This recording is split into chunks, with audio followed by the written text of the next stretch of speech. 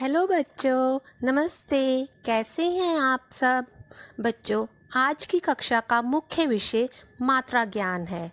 लेकिन बच्चों, आगे बढ़ने से पहले हमें वर्णमाला का अभ्यास करना होगा, क्योंकि आज का विषय आपको तब तक समझ नहीं आएगा जब तक आपको स्वरों और व्यंजनों की जानकारी नहीं होगी। अभ्यास करने के बाद आप स्वरों का स्वतंत्र रूप में प्रयोग और स्वरों का व्यंजनों के साथ मात्रा के रूप में प्रयोग करना सीखेंगे।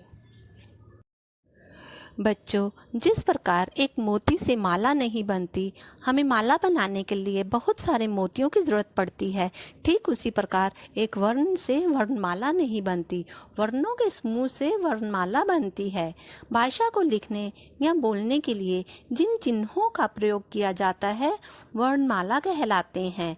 हिंदी में हम जैसे अ, आ, क, ख, ग लिखते हैं। ये सब क्या है? ये सब वर्ण हैं। जब इन वर्णों को हम समूह में लिखते हैं तो वर्णमाला बन जाती है। हिंदी वर्णमाला में वर्णों को दो भागों में बांटा गया है। पहला स्वर, दूसरा व्यंजन। स्वरों का उच्चारण करते हुए हमें किसी की सहायता नहीं लेनी पड़ती, लेकिन व्यंजनों का उच्चारण करते हुए हमें स्वरों की सहायता लेनी पड़ती है। बच्चों, आपको पता है स्वर कितने होते हैं? स्वर 11 होते हैं और व्यंजन 33 होते हैं। हिंदी वर्णमाला में एक अनुस्वार, एक विसर्ग और एक अनुनासिक भी होता है।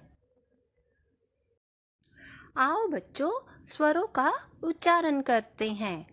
अ, आ, इ, ई, उ, ऊ, री, ए, ओ, औ।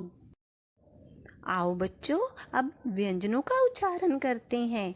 क, ख, ग, घ, अंघा, च, छ, ज, झ, न्या, ट, ठ, ड, ढ, अणा, त, थ, द, ध, ना, प, फ, ब, भ, म, य, र, ल, व, श, श, स, ह।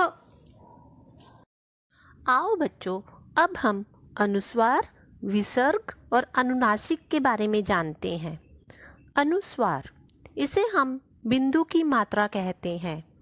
व्यंजन की शिरोरेखा के ऊपर बिंदु की तरह लगाई जाती है। विसर्ग, व्यंजन के दाईं तरफ दो बिंदुओं की तरह लगाई जाती है। अनुनासिक, इसे हम चांद बिंदु की मात्रा भी कहते हैं, क्योंकि इसका आकार चांद की तरह होता है।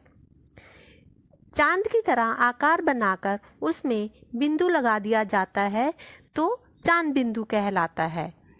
चांद बिंदु भी व्यंजन के शिरोरेखा के ऊपर लगाई जाती है।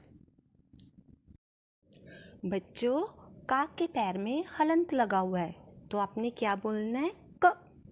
लेकिन जब क को आक की मात्रा लगी होगी तो आपने का बोलना है। आपको इन दोनों में अंतर समझ आना चाहिए कि कब क बोलना है और कब का बोलना है।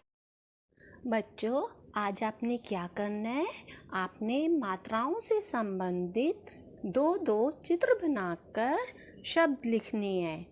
चलिए बच्चों, फिर मिलते हैं अगली क्लास में। तब तक के लिए धन्यवाद।